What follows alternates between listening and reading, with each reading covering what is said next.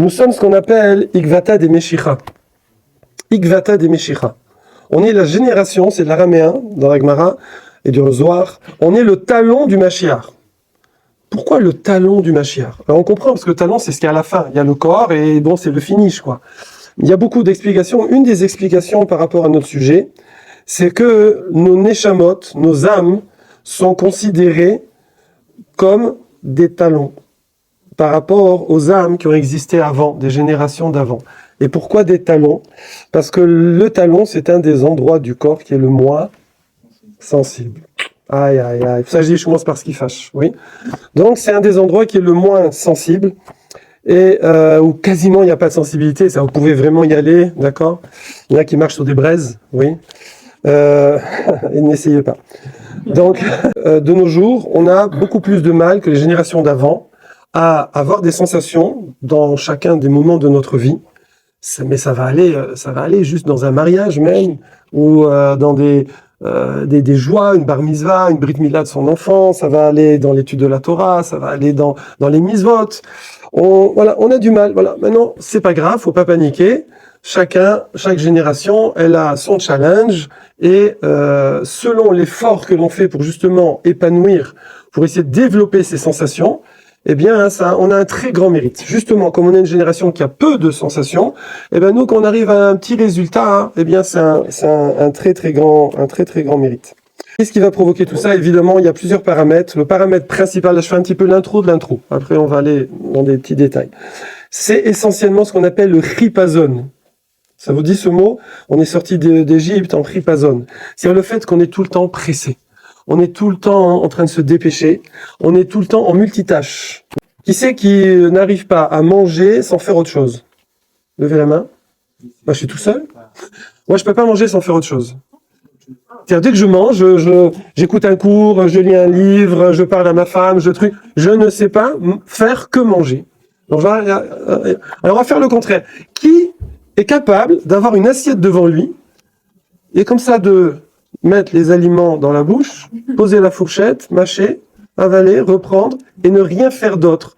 Ne rien regarder, ne rien lire, ne rien écouter. Qui sait lever la main? Ah bah c'est pas mal du tout, dites-moi, hein, c'est pas mal. C'est très bien, il paraît que c'est très bien de faire ça. Oui, ben oui, c'est pas mal. C'est mal, bon, ok. Bon, vous avez rien à faire, ça veut dire quoi. Ok. Bon, il n'y a pas que ça. Mais il y en a, alors ils sont dans la voiture, il y a la radio, ils vous parlent en même temps, ils fument en même temps, et en même temps il fait je sais pas quoi, il se gratte. J'ai 50 trucs, et puis il conduit. Oui, il conduit. Voilà, c'est des petits exemples. Évidemment, on a notre bébé, oui, qui nous quitte jamais, notre deuxième cerveau. C'est qui notre deuxième cerveau qui nous quitte? Hein? Et il est moins embêtant celui-là. Il est moins embêtant. Non. Qui a dit? Le téléphone. Même, alors nous, Baruch Hashem, on a Shabbat. Shabbat, waouh! Plus d'ordi, plus de téléphone, plus d'appareil électrique, plus rien. Et on va pouvoir se concentrer. Des fois, on le fait. Même Shabbat, je lis en même temps, je parle en même temps, et je mange en même temps, et j'arrive pas non plus à me poser. Tellement toute la semaine, on court. C'est très dur d'arriver à se poser, comme on vient de le faire avec Louis et avec David. Donc, c'est des choses qu'il faut arriver à faire. Même quand on dort le soir, a priori, j'éteins la lumière, c'est fini, walou, il n'y a plus rien. Bon, je parle pas de celui qui regarde Netflix, hein, d'accord. Donc, j'éteins, il n'y a plus rien. Mais là encore, on est parti, et vas-y, ça gamberge. Et voilà, il faut que je fasse ça, et j'ai pas fait ça, et pourquoi je fais ça? Non, il faut que je fasse ça, un truc. Je sais pas si vous faites ça vous aussi, mais des fois même, moi je me relève et je vais sur mon téléphone et je marque un truc, et il faut pas que j'oublie, voilà. C'est bon, détends-toi, frérot. Ça y est. Voilà. Après, alors on a aussi un truc chez les Juifs qui pourrait être sympathique, qui pourrait être une occasion de connexion, justement, de se recentrer sur ses sens et sur soi-même et sur Akadosh Baruch Hu, comme a dit Lewis et Hachem. C'est la tfila, la prière. Mais là, pas de bol. C'est presque le pire. Ça veut dire on part, tac, tac, tac. Il y a tout le planning de la journée, de ce qu'on va faire, ce qu'on n'a pas fait. Ça défile. C'est extrêmement difficile d'arriver à faire le vide et se concentrer que sur les mots. Il y en a ce qu'ils font, ils font comme ça. Regardez, il fait la tfila et ça fait comme ça, vous voyez? Mais même là, il faut qu'il fasse un move, hein, je veux dire, il peut pas. En fait, c'est 3 mots par 3 mots. Hachem, Sefata et Tifta. Ufi, Yagit et Latecha. Baru, Ata, Hachem. Ouais, 3 mots par 3 mots. Alors, vous allez voir, là, la tefila, elle va pas durer 5 minutes. Hein, elle va prendre un petit peu plus de temps. Voilà. Évidemment, quelque chose qui va aussi, qu'on va devoir travailler, c'est la sensation. Alors là, c'est un petit peu négatif, donc on va pas trop développer. C'est la sensation de la boulette. C'est ce que c'est la boulette? La bêtise. Les fautes, d'accord? Chet, Hacham, Avon, tout ça, c'est pas des synonymes, c'est des niveaux de faute. Et ben nous, des fois, voilà, on a perdu cette sensation. Le problème, c'est qu'on n'a pas l'association de la faute, c'est dur de la corriger, c'est dur de l'éviter, parce que on voit pas où est le problème, ni pendant, ni après, et tout. Voilà. Alors, je parle en général, hein, évidemment, au prochain, hein, on n'est pas, c'est pas toutes les fautes, c'est pas tout le temps, voilà. Mais il faut savoir que là aussi, si quelqu'un il développe sa sensibilité, bravo. Alors, donc, on va dire le mot hébreu, c'est plus facile pour moi. Moi, je sais pas parler bien la France, je suis désolé. C'est regesh. Regesh, le regesh. Je sais pas si vous sentez dans le mot regesh. On sent ou pas? On sent. Regesh, atamergish, animergish, regesh, d'accord? Les argish. Gish. Bon, ok, ça va, j'arrête. Alors évidemment, pour finir avec les choses qui fâchent, avant de rentrer un petit peu dans le détail, ne vous inquiétez pas, je ne vais pas trop être long, hein, vous avez faim et tout. Encore une petite chose qui fâche, ben, il vaut mieux le connaître ici, c'est la paracha Kitavo. C'est une paracha terrible où il y a des catastrophes. Qui correspond justement au siècle où il y a eu la Seconde Guerre mondiale. Voilà, tout à fait, parce que chaque paracha correspond à chaque siècle. J'allais le dire, bravo, bravo. Qu'est-ce que je kiffe quand tu es là et qu'est-ce que tu me manques quand tu n'es pas là. Bon, je sais, je fais des jaloux, je sais, c'est pas bien. Bon. C'est marqué là-bas, Tachat asher lo avad ta et Hashem elokecha besimcha ou betov levav. Que si on a servi Hashem, genre, ça n'existe pas en vérité, mais qu'on a tout fait 100%. Ouais, mais à 100%, mais pas avec des sensations, des sentiments, de la joie. Eh ben, Chazé Shalom, on est dans le cadre de cette triste paracha qui dit que, hélas, il risque d'y avoir un éveil, comme disait le Chafetz Chaim avant la guerre, on risque de se faire tirer les oreilles. C'est en lachon, en langage très soft, voilà. C'est pas pour nous embêter, c'est juste pour nous réveiller. Des fois, quand on réveille quelqu'un, on peut le réveiller en faisant de la musique, en réveille-toi, etc. et tout. Ou alors une bonne claque, oui. Les vieux racontent toujours des histoires, donc je raconte une, au moins pour confirmer. Mon frère a 12 ans de moins que moi, donc j'ai assisté à sa Brit Mila, je suis tombé dans les pommes. Madame Nakash, Aléa Shalom, vient, elle me colle une tarte là et tout. Et alors, évidemment, j'ouvre les yeux et tout. Et elle me dit, ça va mieux? Je dis, oui, oui, ça va mieux. Ah, je me sens très bien d'un seul coup. Voilà. Bon, Chazé Shalom, voilà, c'est, il faut prendre les devants, il faut éviter les claques. Pour ça, venez à la boxe à 19h avec Ilan, pour éviter les claques. Petite pub en passant. Comment on appelle la raison d'une mitzvah? Quand je veux dire, en hébreu, quelle est la raison de cette mise à genre? Pourquoi on fait Netilat Yadayim? Pourquoi on met les tefilines? Donc on va demander, je demandais à Rav, et si je veux faire un peu pro, comme ça un peu branché, au lieu de lui dire quelle est la raison de mettre les tefilines, quelle est la raison de Netilat Yadayim, je vais lui dire quel est le... Je suis en hébreu. Inyan, c'est le sujet, pas mal, Benjamin, non. Quel est le... En hébreu. Ça commence par un tête, parce que c'est dans la tête. Rien à voir, mais bon, c'est... Le ta'am. Quel est le ta'am de la mitzvah? Ma ta'am. Et ta'am, on traduit le sens. Mais j'ai demandé en hébreu. On traduit le sens, la signification. D'accord? Le shoresh, la racine, si vous voulez. Pourquoi? Why? Oui. Mais le mot ta'am, ça veut dire quoi, le mot ta'am? Le goût. Le goût, ta'am, c'est le goût. C'est-à-dire que le même mot en hébreu veut dire goût et veut dire sens. C'est-à-dire quel goût elle a, cette mitzvah. D'accord? Quel goût elle a. Ça doit avoir du goût.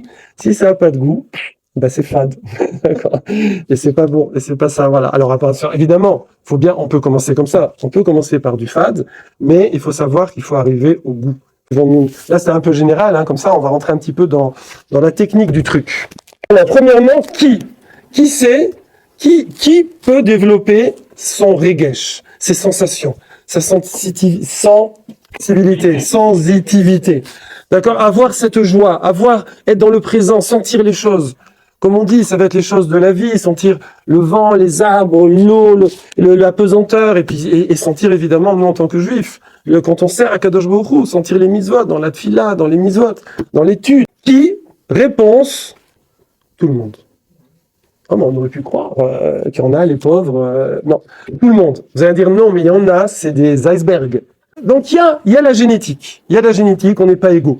Mais c'est pas grave, puisque chacun de nous, il a cette neshama-là, en lui, qui est une partie divine. On peut réchauffer le plus froid des froids. Il n'y a pas de souci. C'est juste un travail, c'est juste une volonté. Akadosh Baruch Hu, après, il aide. Comment on fait ça? Alors, il y a plein de petites choses qu'on va voir, mais évidemment, ça va être beaucoup par développer l'imagination. Voilà.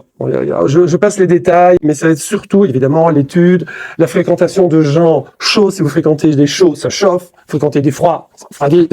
Voilà. Le shimusho yoter milimudo, fréquenter quelqu'un, c'est des fois plus que d'étudier. On apprend beaucoup plus au contact. Qui faisait un birkat Amazon de folie. Comme il faisait son birkat, il était comme ça à chaque mot. Si vous regardez la traduction du birkat Amazon, vous allez voir. Hein. C'est phénoménal ce qui est dit là-dedans. Phénoménal. Et lui, il le faisait, je dirais, l'impression qu'il refaisait le monde. Vous voyez? Et un autre rave, j'ai oublié les noms, laisse tomber. Et un autre rave, il vient et lui demande où t'as appris à faire un birkat comme ça? Et il lui dit, j'ai vu le rave, je crois que c'est Levinstein, je sais plus. Moi, j'ai vu une fois un rave faire le birkat comme ça, et je peux plus faire autrement. Ça m'a tellement, ça m'a parlé, ça m'a plu. J'ai travaillé, et maintenant, voilà, je peux pas. Voilà. Donc, Shimusho et Termimodo, c'est forcément les fréquentations. Il y a l'étude, voilà ce qu'on est en train de faire, essayer de s'entraîner de choses, mais un des axes principaux qu'il faut travailler, qui est notre clé, qui est notre arme, c'est le dimayon, c'est l'imagination. Ça veut dire projeter, imaginer. D'accord? Ça veut dire quelqu'un, hein, on utilise ça par exemple en sport, vous savez, c'est la visualisation mentale, on a des coachs à droite, non, visualisation mentale, on a aussi ça sur qui c'est qui est en force de vente là. C'est-à-dire, vous prenez le client là qui arrive pour acheter un bic et vous lui vendez une voiture, d'accord? La force, c'est-à-dire vous lui faites... Mais qui vient pour un truc pas cher et Exactement. Mais après, c'est au vendeur de lui faire imaginer, il est là dans la voiture, wow, comme ça, ouais, salut et tout. Voilà, et là, paf! Il sort, il prend un crédit, et il va repartir avec la voiture. Il est venu acheter un stylo. Donc ça, c'est la force. Le Yetzer Hara, il nous fait ça, nous aussi. Lui aussi, c'est un très très bon vendeur. Il vient, il lui fait, tu vois, ce petit paquet de biscuits là, sans âge gras. Non, je dis ça comme ça. Tu vois? Non, je vise personne. Non, tu vois, je veux dire, je sais pas tout ce que vous voulez, toutes les bêtises, les boulettes, les fameuses boulettes, d'accord, du couscous. Tu vois ce truc-là, comment tu vas kiffer, comment ça va être bien, comment truc. Et puis, souvent, on est déçus. On est déçus, mais c'est trop tard. Vous n'allez pas être déçus, ce soir, il y a un buffet de ouf. Voilà. Donc ça, c'est l'imaginaire. Donc il faut, quelqu'un, il se projette. Je sais que c'est pas facile quand on n'est pas marié. Je suis passé par là, je connais. Alors, projetez-vous quand vous allez être marié avec votre épouse, votre mari, avec vos enfants, vos petits-enfants, vos arrière-petits-enfants. Projetez. Ravi Luzon, il me disait tout le temps ça. Quand il est à l'école, comme vous savez, 20 ans avec lui, il me disait toujours, quand je commençais à avoir une fille, deux filles, il me dit, projette-toi que tu vas en avoir 3, 4, 5, ça, oui, bon, prochain, il y a eu. Projette après, vont se marier, projette qu'après, vont avoir des petits-enfants, projette. Et il me disait comme ça, quand on essayait Ravi Luzon. Il me disait, tu es en train de bâtir un empire! Comme ça, il me disait. Un empire! Je trouvais qu'il exagérait un peu, mais bon, ça commence, hein. D'ailleurs, publicité, du 15 au 25 août, tous ceux qui veulent, on fait un voyage dans les Alpes avec mes gens, mes filles, ma famille, ceux qui veulent. Comme l'an dernier et comme l'année d'avant. Donc, mettez-vous sur les starting blocks si vous voulez qu'on kiffe tous ensemble à la montagne. Vous avez des pubs que je passe comme ça, là? Pas mal. Donc, commercial, force de vente, et je vous imagine, regardez. Voilà.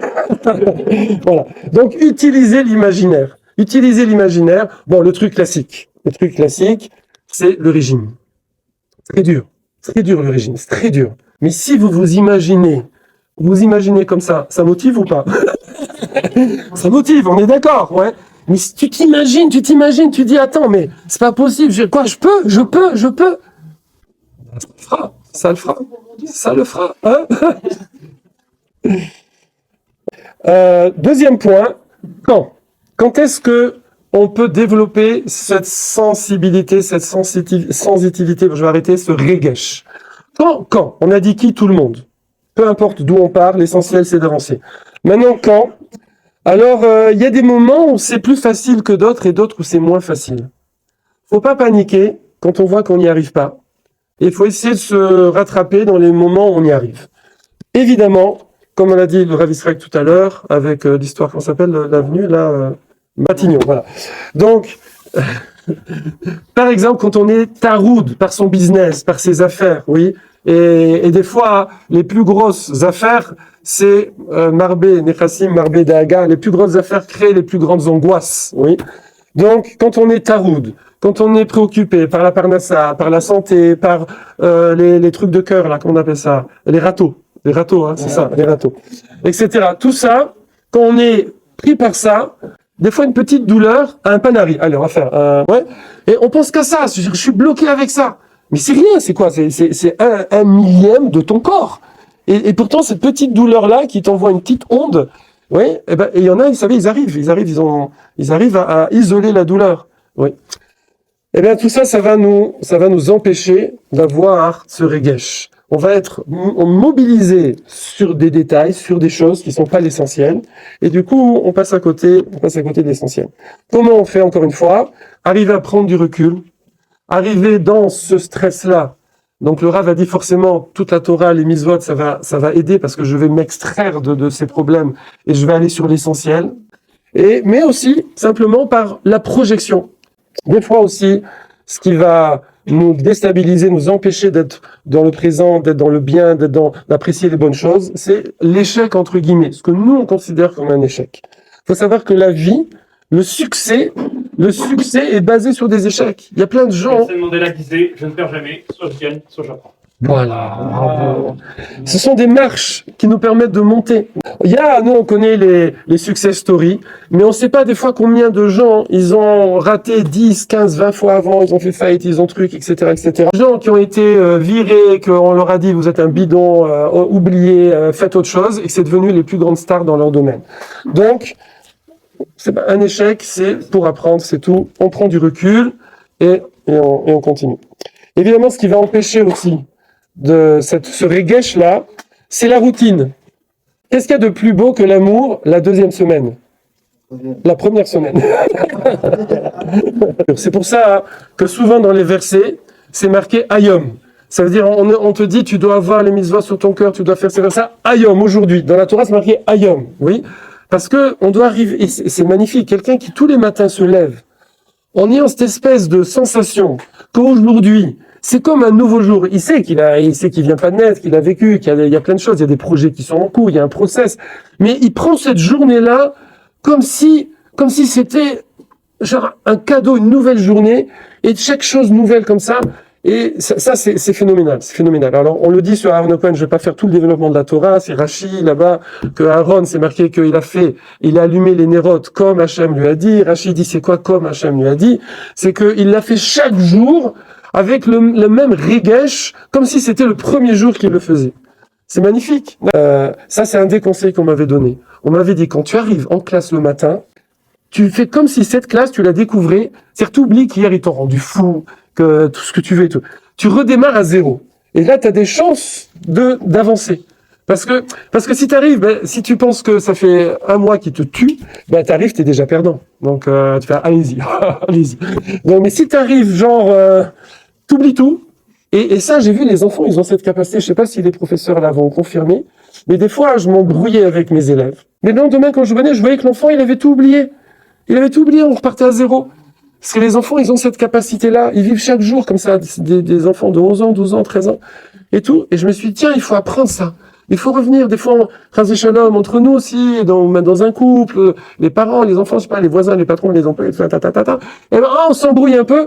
Tu reviens le matin, redémarre à zéro. Oublie, tac, voilà. Donc ça, c'est Hayom, aujourd'hui. J'ai presque fini, hein, tenez bon. Autre conseil très important. Oh purée. Non, elles sont pas toutes écrites, les pages. Il y a des pages blanches, hein, je vous rassure. Autre conseil très important, ça s'appelle Yemé Hava, Yemé Sina. Les jours de haine, les jours d'amour. Comme il y a des cycles biologiques, physiologiques, d'accord, vous avez compris. Il y a des cycles visibles chez certains êtres humains et il y a des cycles non visibles. Eh bien, nous, on a ces cycles-là et c'est pour ça qu'il ne faut pas paniquer. Il y a des moments de up, il y a des moments de down. C'est normal, c'est physiologique. C'est avec la lune, c'est avec ce que vous voulez, etc., etc. Et donc, quand à un moment on est un peu down, on lève un peu le pied, on se culpabilise pas, on remet pas tout en question. Donc des argachotes, des sensations comme ça, des sentiments qui des fois nous prennent, échappent à notre contrôle. Nous, on a parlé de contrôler, de les développer.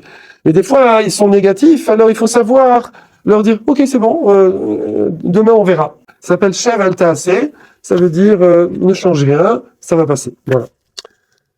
Maintenant, il y a un défaut du Regesh. Il y a un défaut, le Regesh, donc on a vu que c'est nécessaire. C'est nécessaire.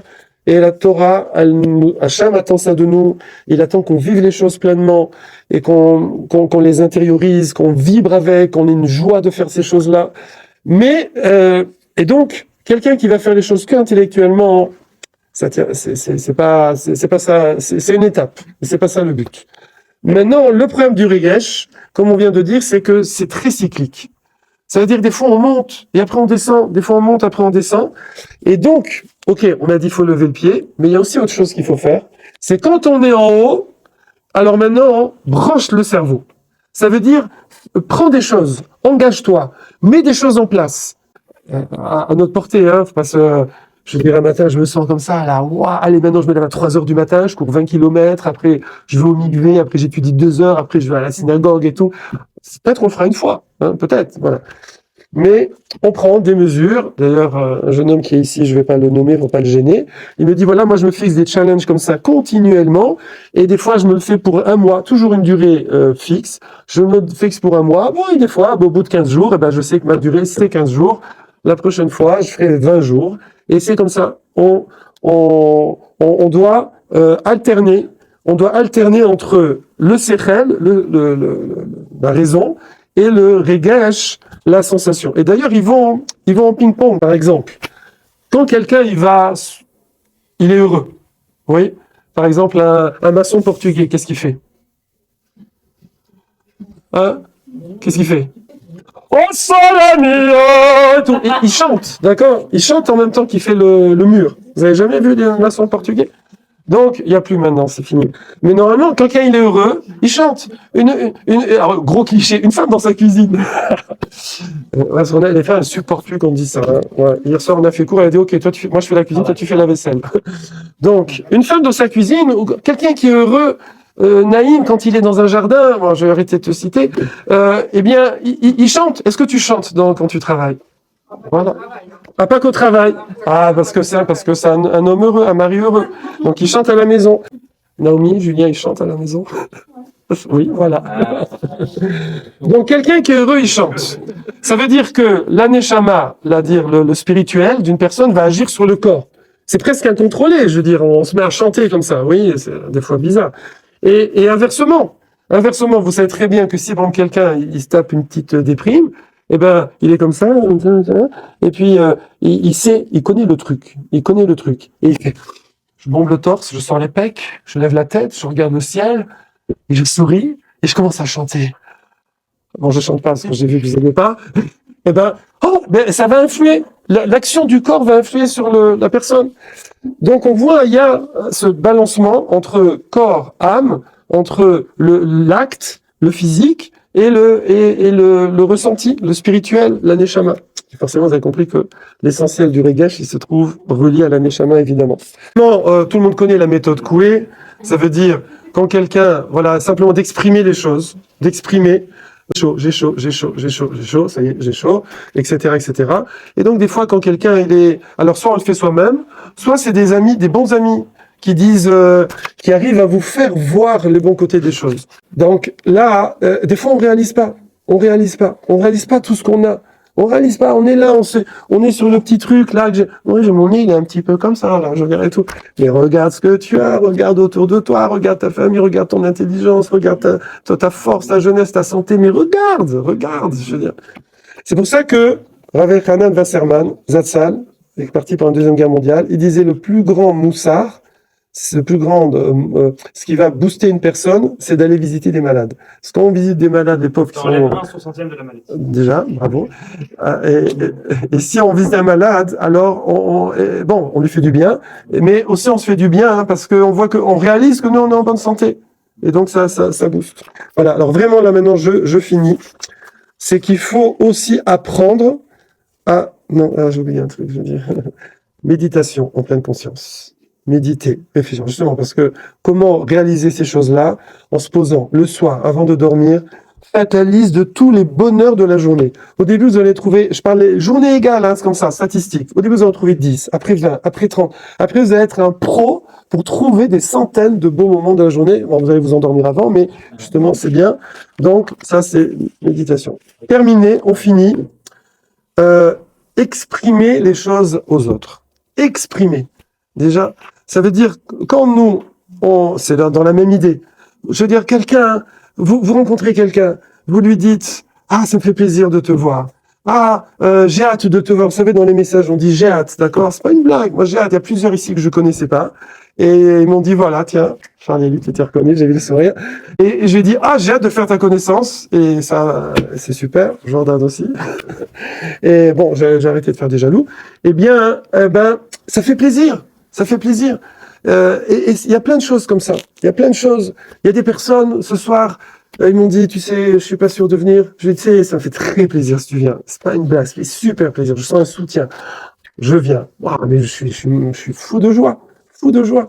Et ça, c'est hyper important d'exprimer le regesh. D'exprimer. Imaginez, le pire des cas, hein, c'est connu, hein. C'est un parent qui dit pas à son enfant qu'il aime, un conjoint qui dit pas à son conjoint qu'il aime.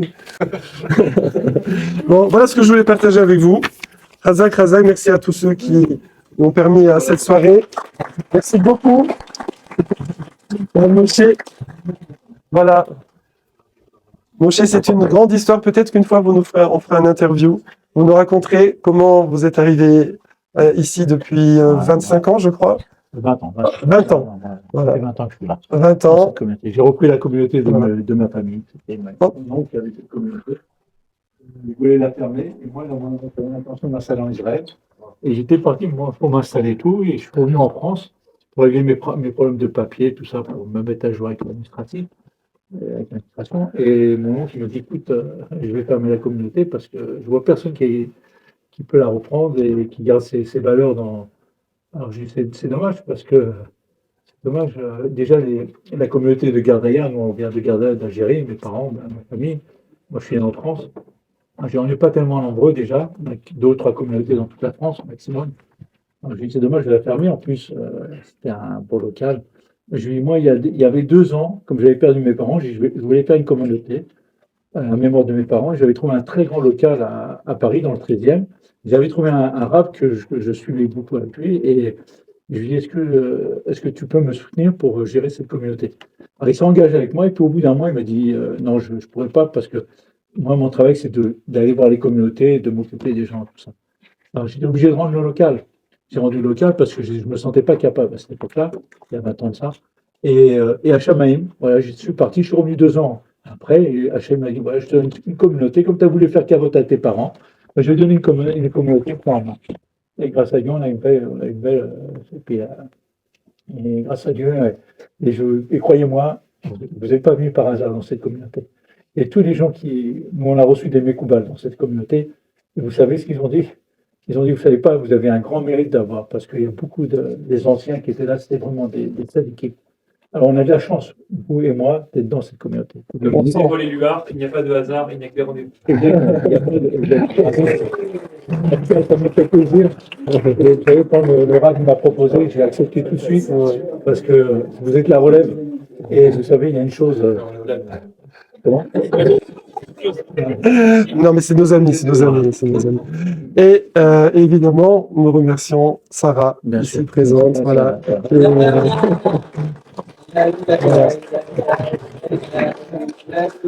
Sarah qui est...